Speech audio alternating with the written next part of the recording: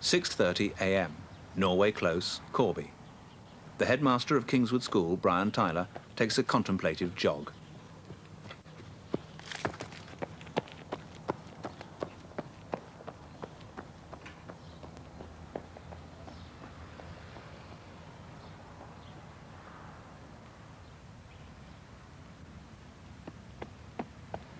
You see, a lot of Kant talked about how difficult it is to be head, and the loneliness and the aggravation and the hassle, and nobody understands us and all that. Well, of course, it's not compulsory, but you don't have to be head. I've always felt that I could do it better than any of the heads I've worked for. But probably all young men feel that anyway. I should think if they're any good at all, it's a sort of law of nature, isn't it? You sort of despise the old compromised and compromising. You know, there are no doubt young Turks at Kingswood thinking what a shady, compromising fudger of issues I am and all that. And by God, if only they were in charge, it would be clean cut and they would drive through to utopia and so on. Well, I used to feel like that. So that, and you know, it's a good thing people do, because that's how things happen.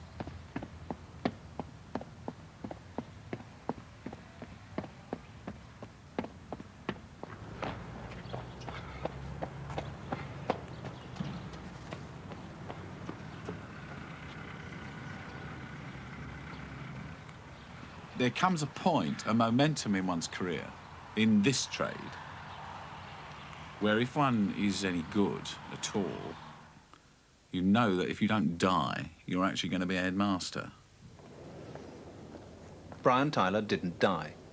He did become a headmaster. A posthumous child, he was born in 1938, 6 months after the death of his father. His mother brought up 5 children on her 12 and 6 a week widow's pension and her wages as a dressmaker. Not surprisingly, Brian Tyler left school at 16, out of financial necessity. He went to work as an office boy and took A-levels at his own insistence in his spare time. He served his national service in the RAF, and after yet another unsuccessful attempt at office work in an insurance company, he started to train as a teacher in 1961.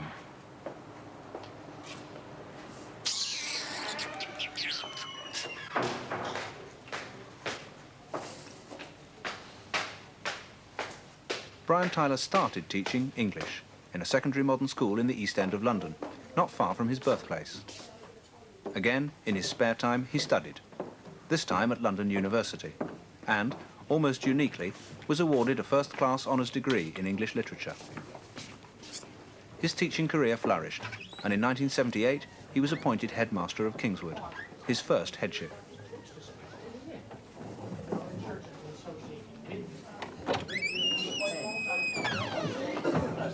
Excuse me. Could I have a word with that young lady, please? This is... Why are you standing up? Just talking to you. Yes, what are you got your coat on for? Well, will you hang it up, please? They wouldn't... If they were religious, they wouldn't... You know quite well you're not allowed to wear coats, don't you? Mm-hmm. Your name? Just Langley. Okay. 3rd year. Mm-hmm. Been in 3 years. Long enough to find out. Right? What she's saying is basically... I think we better have a word after school, all right? I think anybody who aspires to power really is... one has to question them. I think they're neurotic, probably. I think sensible, stable people play golf or make models or grow roses or whatever, you know. And so there are deep, hidden motives that it's probably unwise even to begin to try to analyse. But I would have thought ambition in any area is a function of neurosis, I should have thought. And that's not necessarily a bad thing. I mean, that's a kind of datum. It's what you do with whatever you are that's important. Brian Tyler is married with 2 daughters, the eldest of whom has already started at Kingswood. Bell's been gone at least 10 minutes. Now make a start, please. Are you on a free period? Come on, the bell's been going about 10 minutes. Look at this. You're studying comics, are you?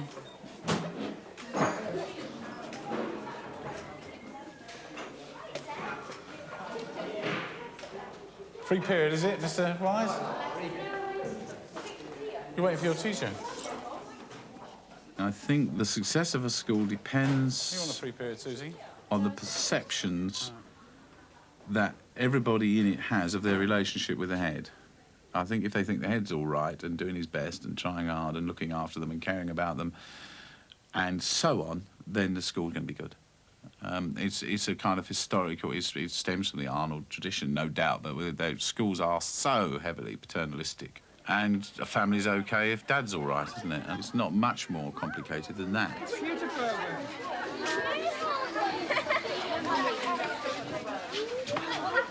What does it look like? Practical Joke Week or something? It's a hopeless situation. Absolutely hopeless.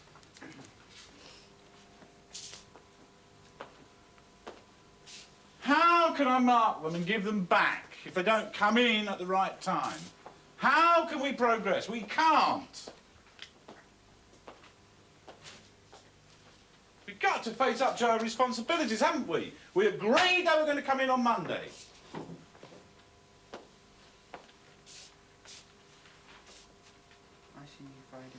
Beg your pardon. So you did. Sit down. And it's perfectly possible to rip a child off for misbehaving and all that without there being any personal animosity on either side. Hate the sin and not the sinner and all that, you know. And all the while they think you like them and are friendly and well-disposed to them, then that is what they'll be to you, like you are and everybody else is. Reports. The headmaster sees selected pupils. Not the best report I've ever seen. No. Do we think it's all fair? Georgia must hand her homework in on time, English, take more care with it, etc.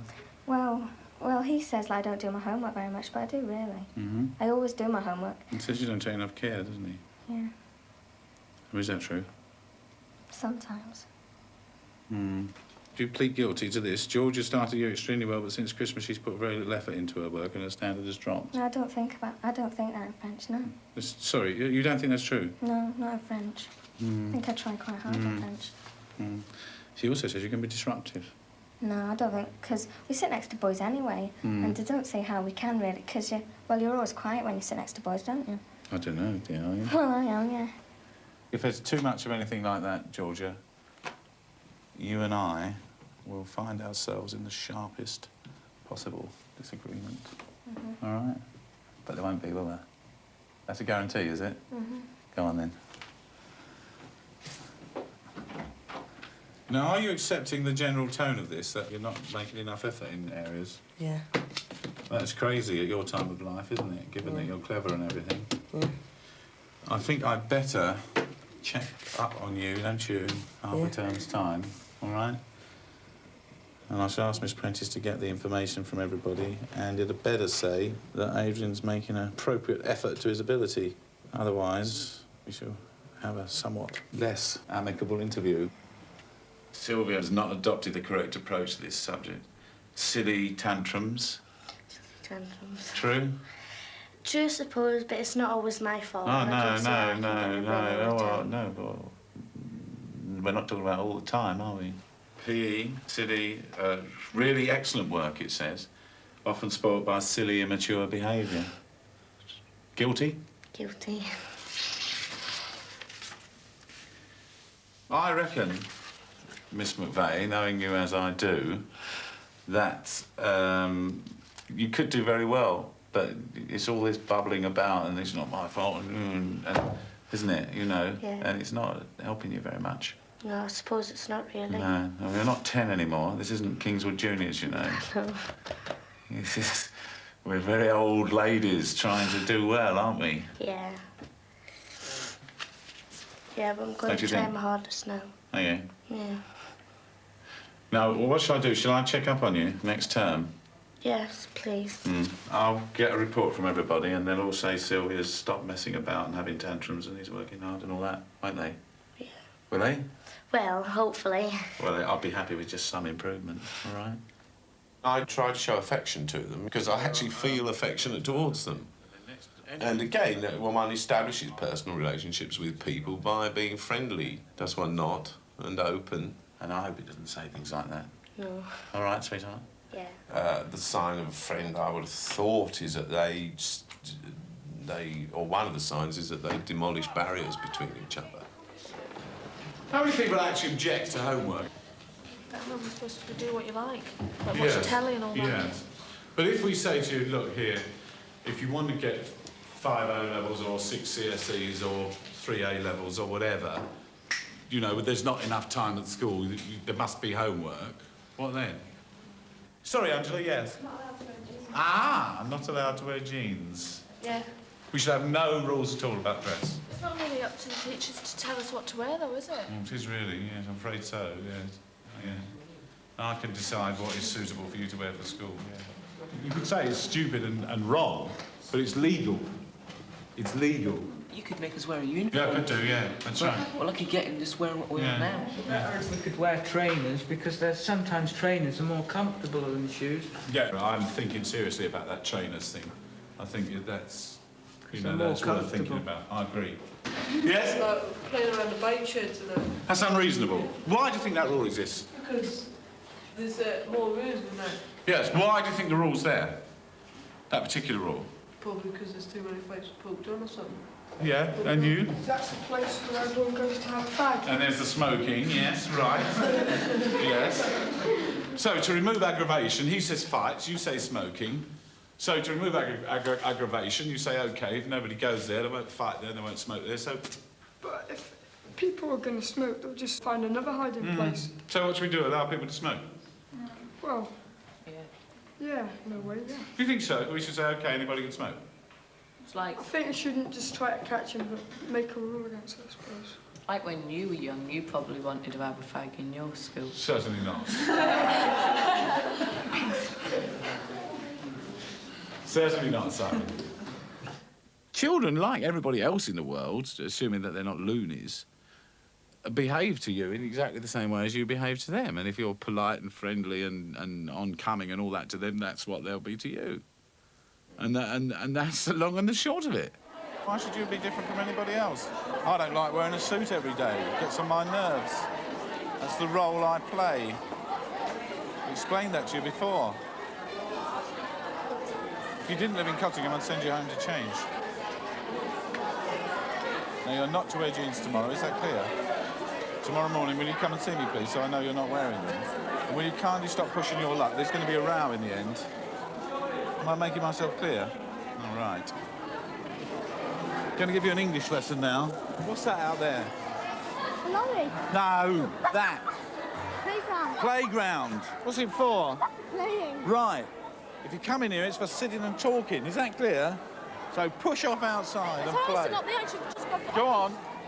I have made it a rule ever since I've been doing this job, really, that it is not possible for a child to offend me personally. There are no circumstances in which what a child says to me would offend me. And I think that's, if everybody else operated on that principle, we get on a lot better. Shoes? Yes? You said I could wear I them. don't remember saying that. You did, because you stopped me in the doors and you stopped me twice. And I says, you said I could wear them last time in that doorway. You said, oh, did I? And I said, yes. And he says, well, that's all right. Could you do me a then. favour and not wear them then, please? Why, Oh, well, I because- know, yes, right, yes. You go tucked, but it's difficult, isn't it? Well, you said it Well, let's have a look. twice. Let's have a look. I mean, you're the headmaster. I know who I am, and I know who you are. I mean, why do you have to wear those? Because that's what goes with the dress. No, you said it twice, though. I don't remember saying it, but if you say I said You it, then did. of course I said it, yes. You didn't remember last time, No, either. didn't I? But you would agree that the general rule is that people don't wear pointed heels for reasons that are quite rational. Yeah, but last time you said they weren't that bad, and they had plastic buttons on them, so you said that we were all right. It's causing me some embarrassment. I mean, you said to her, oh, Mr. Tyler's aren't wearing. Well, it's you scarcely did. tactful, is it? Is it? Well, I can't sit there and say... No, you're right, oh, you're I'll right, you're wear right, them. you're right, You you're said right. it. Yes, you're right, you're right. I mean, do you want me to say, look, then you can't wear them? Well, I don't. You said it twice before that I could. I mean, why not wear something else so you can wear flat shoes? Eh? Well, you can't stop me wearing them and that other people that still wear them. Have you seen anybody else wearing them? Yeah. A lot of girls still wear them and no one stops them. Miss Bevan does. She stopped If she sees them. Oh, yes, right. She saw you. You don't seriously expect me to overrule Miss Bevan's judgment on girls' clothes, do you? It's not good shaking I knew you'd say that. I knew you'd say... Well, aren't I right?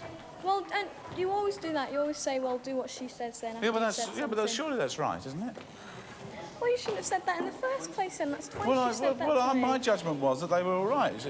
Clearly, since you say I said they were all right, her judgment is that they're not all right. I wish other teachers would grasp this quite simple principle. We are paid to get on with them. There's no reason, to get on with them, personally. Yes, there is no obligation on them to get on with us. We are the people who are supposed to know how to do it and make relationships and get on with them.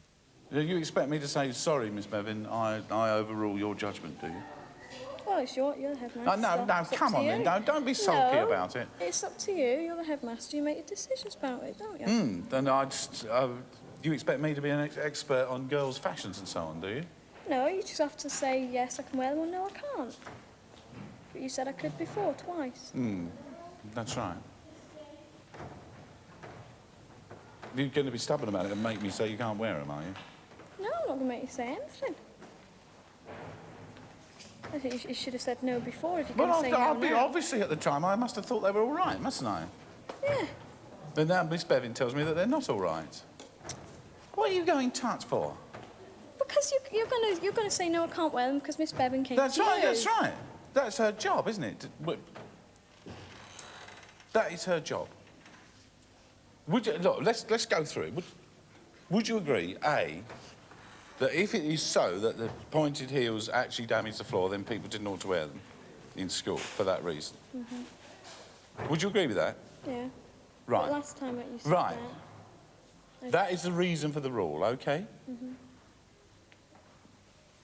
Miss Bevan's judgment, who, after all, is the deputy head of the school and does have a responsibility for these matters, is that those particular shoes that you're wearing are pointed and do damage the floor. In fact, she told me that she pointed out the little holes to you. Yeah. Right? So why does it have to be a quarrel?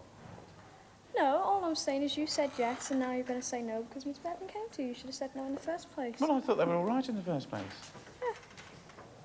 Yeah. You looked at them last time.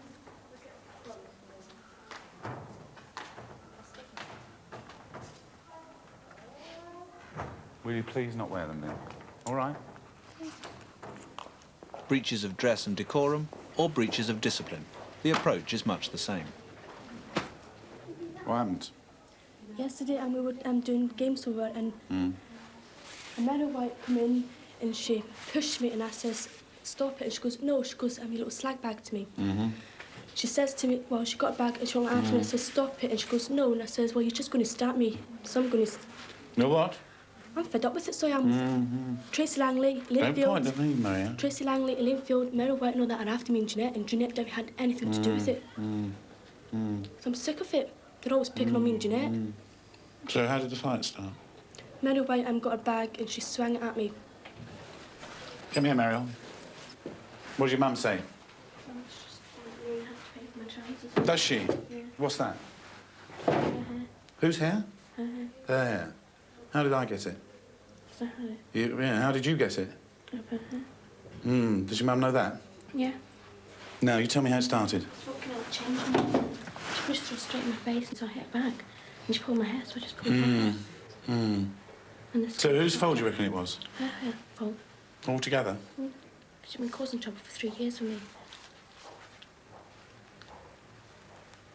Have you had a fight with her before? No. You see, Maria says that, yes, she's to blame, but yes, you're to blame as well. You two had a fight with each other. Now, I want to know whether you think that you've got any blame to take on that. She started all. Yeah, but, I mean, if I go back and back, it'll be you said this and she said that and so on, won't it? And it'll be almost impossible to find out in the end, won't it? Am I right? Yeah. So what we come down to is the fact that both of you, in fact, were disobeying me, weren't you? You were fighting each other. That's correct, isn't it? Yeah. Hmm. Much of the Kingswood approach is dictated by the fact that neither for girls nor boys is corporal punishment considered a sensible option. If somebody bullies somebody else, for instance, you say to them that they ought to be ashamed of doing that, and that isn't the way we behave here because we're a civilised community, etc., etc., and they will acknowledge that as a truth in almost every case. I mean, those twos wouldn't be any more true if I then struck them with a stick. I mean, it wouldn't make it any truer that they, etc., etc. It does nothing. What does it do? Except teach the lesson that I am the kind of chap who will use force against them. And since we preach in season and out of season, and that's a bad thing to do, it's scarcely rational for me then to employ it as an arm of control or behaviour. So you're not taking any responsibility at all? Yeah. You're taking some responsibility? In the end, somebody's going to be punished for fighting, aren't they? Aren't they? You think that ought to be both of you? Yeah. You sure? That's what you think? Pragmatism is the answer, isn't it? I mean, if your next-door neighbour drives over your rose bushes or something, if you say to him, hey, George, look, me rose bushes, could you do something about it? He's much more likely to than if you say, this is my land and you'll be hearing from my solicitors, and meanwhile I'm going to thrash you with this stick. I mean, the chance of getting your rose bushes not driven on are better, I would have thought, if you adopt the first set of options. Even when two girls play truant and then subsequently lie about their whereabouts, paternalism, not punishment, is the hallmark of the Tyler style.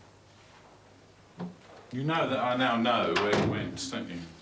We were in the woods. You went to Stephen Kennedy's house. No. Don't lie, Anna. Well, we went to his house for a little while, and then Yes. he went meeting a girl. Yes. So all that messing about on Friday, I'm telling you the truth, looking me in the eyes and all that. Well, Don't interrupt me. I warned you that in the end I would know what happened. And perhaps you believe me when I tell you that next time. I always find out. Now, I'm very displeased with you because you set out to deceive me quite deliberately. Oh, you asked me why Well, I yeah, did Anna, stop wriggling, dear. You set out to deceive me, and as I told you on Friday, that makes life very difficult, because it means every time you and I talk to each other from now on, I'm going to have to think, is that right? Am I going? Do you see? You understand me? So can I rely on that in future? Yeah, I'm sorry about the whole thing. I'd say people should only really be punished for trivial things. Serious things ought to be negotiated and sorted out, and you know, some amelioration of behaviour ought to be pressed on them by reason. If people do very bad things, they're really beyond the reach of punishment, I think. I advise you very, very seriously to keep away from this Mary, right? Because that isn't very far off being criminal. Money demanded with menaces and all the rest of it. What do you mean menaces? Threatening her and so on. Never threatened No, her. I didn't say you did. I didn't say you did. I said if I were you, I'd keep away from it. That's just a friendly word of advice, all right? Okay? Yes, sir. I'd go so far as to say wherever you find a happy, well-ordered school, you will find a regime rather similar to the one that operates here. You could almost make an equation of it. You know, the amount of real good order and feeling of belonging and desire to do well in and for a school is in inverse proportion to the amount of punishment that's administered. I've got to be assured, haven't I, Elaine? Can I be? Yeah, you can. Look at me, can I be? Yeah. Because you gave me your word this morning, but even then you were still lying to me, weren't you? Weren't you? So it's got to be right this time, hasn't it? Yeah. So I can trust you. In that case, you can trust me, all right? But listen, if I forget that you lied to me, so next time we deal with each other, I believe you, all right? Will that be a sensible thing to do? Yeah. Are you sure? Yeah. Because in the end, it comes out, you see. All right? So, We call it quits, you and me, right? I forgive you. You trust me. I trust you. That's the only way, all right? All right. But don't you let me down again. Well, no. Go on. You're being punished, aren't you, by Mrs. Canova? Yeah. Yeah, all right.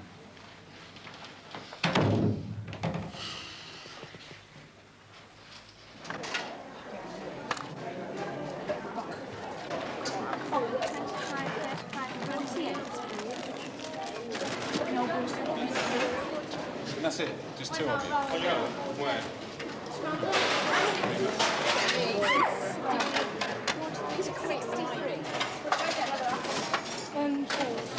She was herself. Yes. Well, she did very well last night. Oh, much more. Yes, yes. I thought it was a winner last night.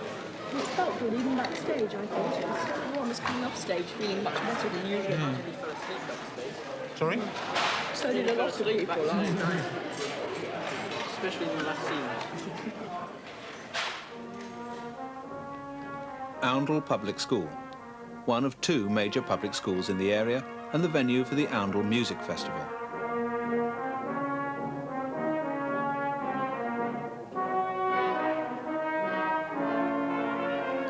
Kingswood's orchestra and brass band are both competing. Brian Tyler attends, but it's not an altogether comfortable environment for a comprehensive school headmaster. I disapprove of people buying privileges for themselves that are denied to other sections of the community and thereby disadvantaging the other sections of the community. I regard that as selfish. I do not therefore approve of private education. I think, you see, it's not really about education anyway, is it? It's about seeking to advantage your children in life as against it's buying power, it's buying an entree into the elite, it's snobbery.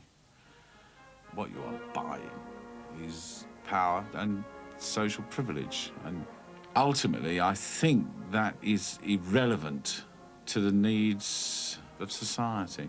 They, in fact, produce the opposite of what they purport to produce. Most of them would claim to be Christian institutions based on Christian values and all that.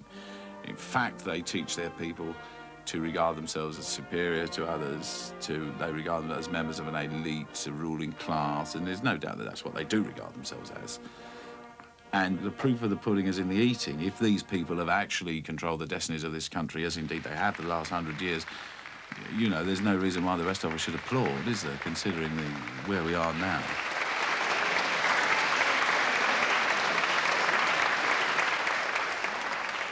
Also, I'd take exception to the people who work in public schools, actually, because they're presumably men of education and sensitivity. And what are they really but educational prostitutes, in fact? They're selling themselves for these sort of illicit desires of affluent people for privilege and power and so on. And I think that I would have a bad conscience about working in the independent sector. And I don't understand why they don't. Right. And Corby... I can't read it. At the festival, Kingswood's orchestra win first prize. Corby Senior Youth Orchestra, 90.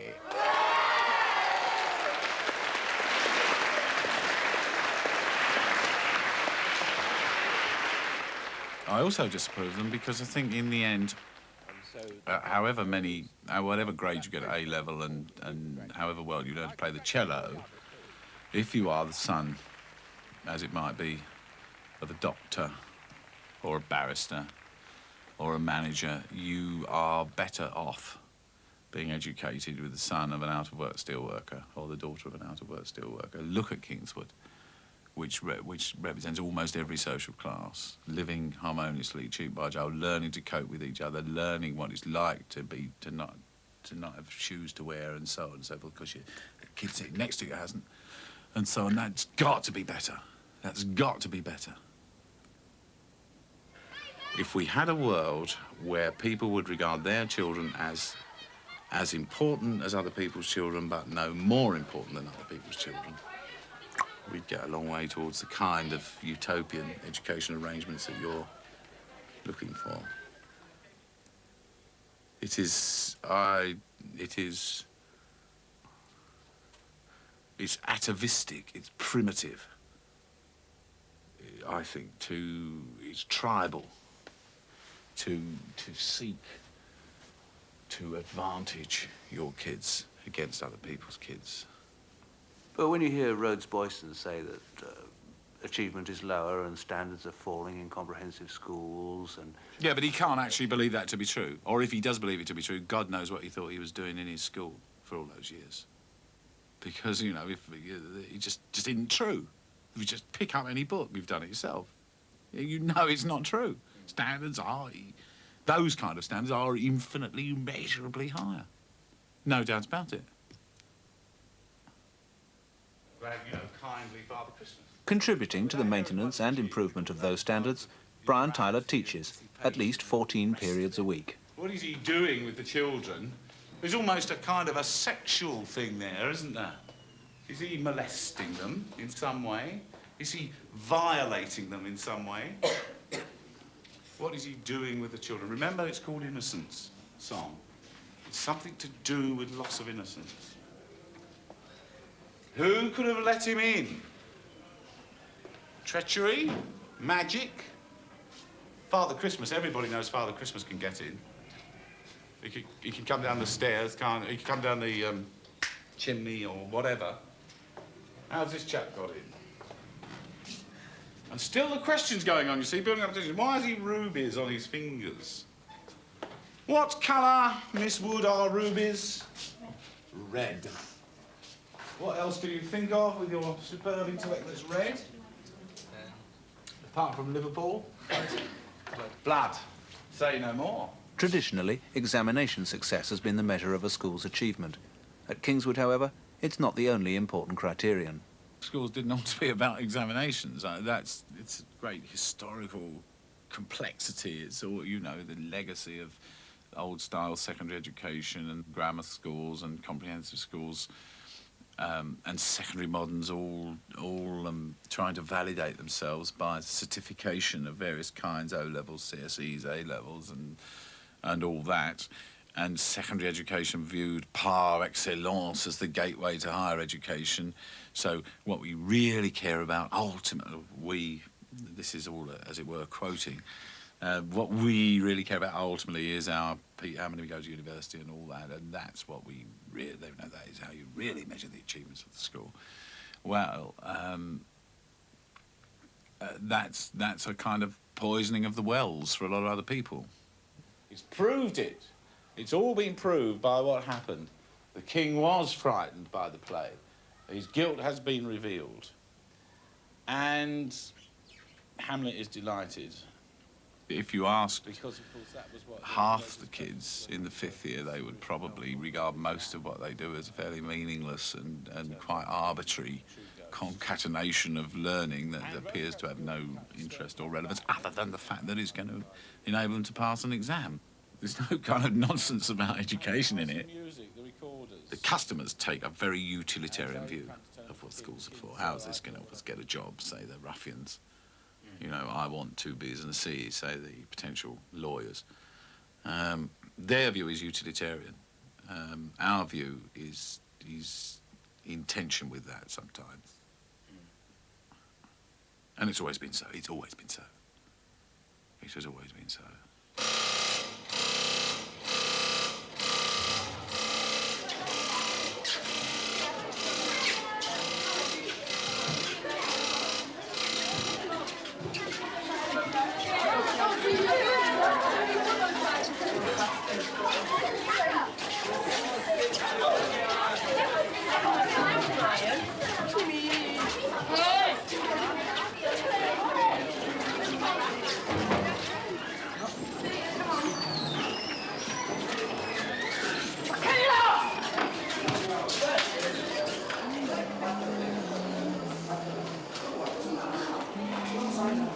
If her ladyship sees you in those shoes, there'll be trouble. Haven't you got any flat shoes? No. I've only got 3 days left. So I know, we better keep that for later. Lorraine? Wait, come on. Come here. Hey, come here. Has he been to the doctors? Have you seen him today? No, I haven't seen him. He's been So we don't know whether he's... morning. So that means he'll be on tonight, I suppose, doesn't it? Yeah. Yeah, all right.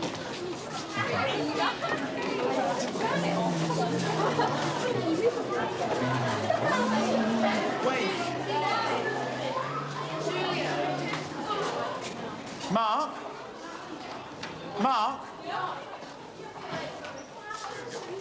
Oh, you're on the bus, aren't you? I was just going to ask you what it was like, but no time. Didn't go up. Oh, didn't it? As a head, although it's difficult to the point of impossibility, it's not in actual day-to-day terms as difficult as teaching 8 periods of English or maths. You know, there are a lot of comforts. And that's so much more cant, you know. In fact, anything to do with successful schoolmastering or mastering is difficult. But I don't think from the point of view of the person who does it, it's much more difficult being head than it is being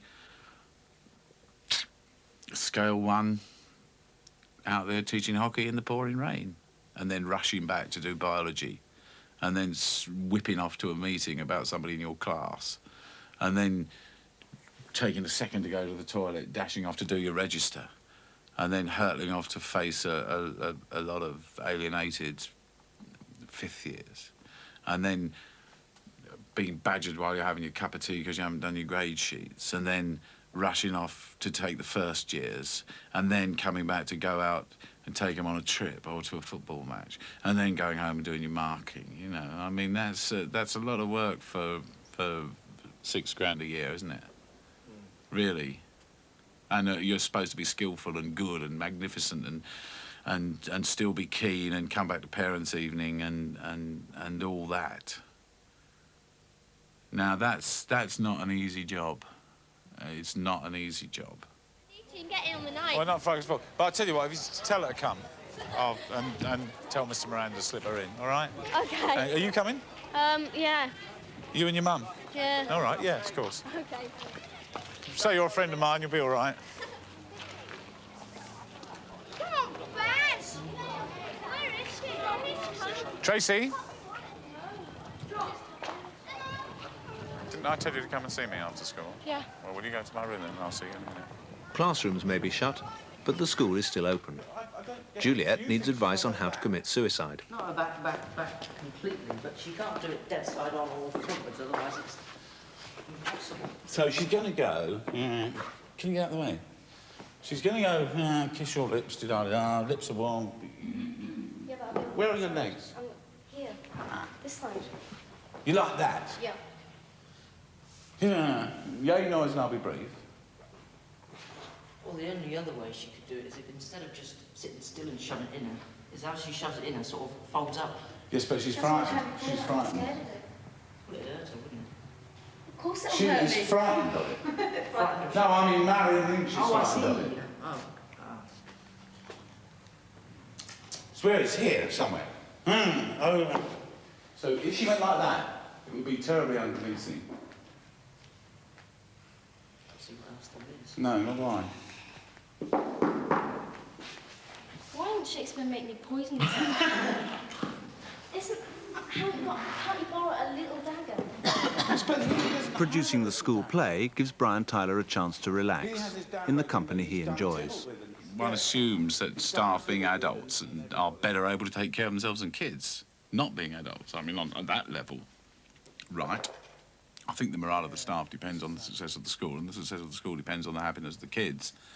So to that extent, to whatever side with the kids means is probably the right thing to do anyway, even in the best interest of the staff. I think also that I don't think you can be a very good teacher or be very much used to a school as a teacher without some element of the notion of service, of actually feeling some kind of desire to serve the kids rather than simply to earn your money and all the rest of it. I don't think that you're ultimately any good. I mean, obviously the money's very nice. I wouldn't want... I mean, the main satisfaction of being ahead from day to day is having more money than you would if you weren't.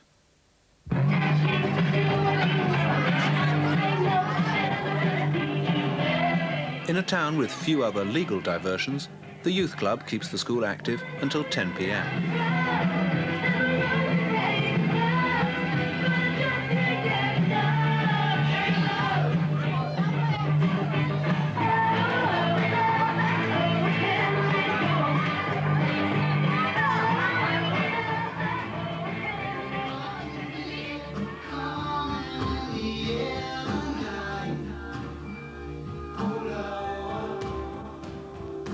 There may be a point when I'll perceive that I'm fed up with it, or I'm not doing it very well, or the people don't like me, or the customers haven't got any confidence, or I haven't got the old Svengali touch with the kids, or whatever it might be. Now, at that point, of course, perhaps one ought to do something else.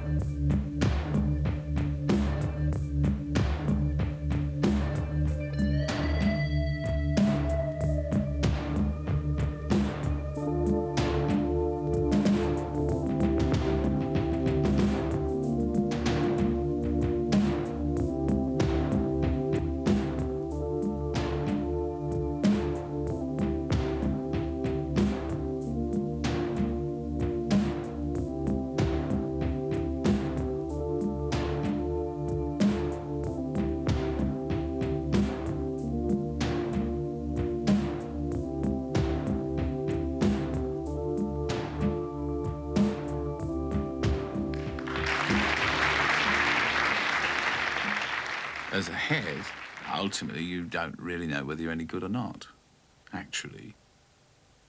You don't know how much better it could be if somebody else was doing it, do you? Or how much worse it's going to get. It's a very exposed position from that point of view, because it's because of all I've been saying earlier about the paternalism and all that. Who actually tells the headmaster the truth anyway? Who's qualified to?